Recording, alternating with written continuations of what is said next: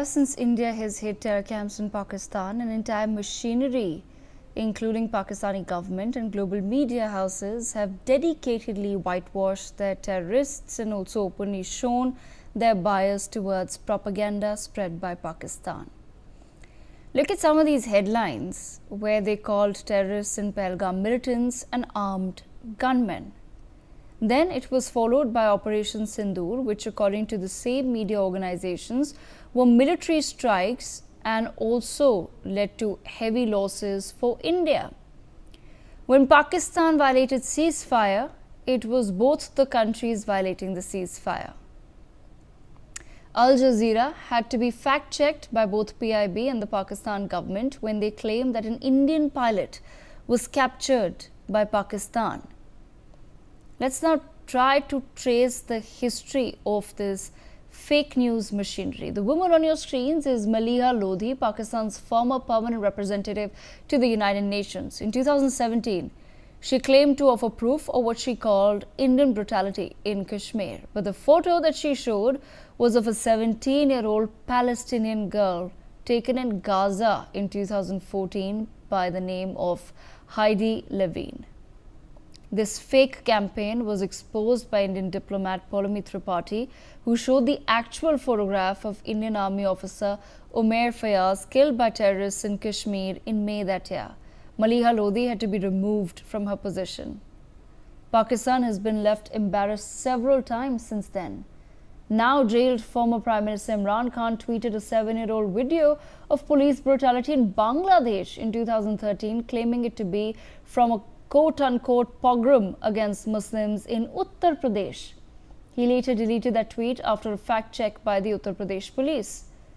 This was in response to violence in Nankana Sahib against the Sikh community in Pakistan in 2020.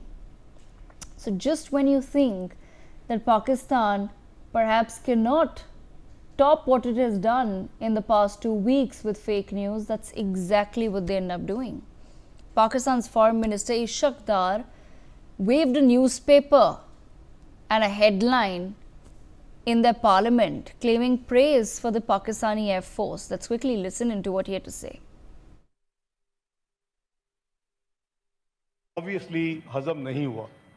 Uske baad diplomatic, ये मैं नहीं कह रहा, ये telegraph क्या लिखता है? Pakistan Air Force is undisputed king of the skies. Alhamdulillah.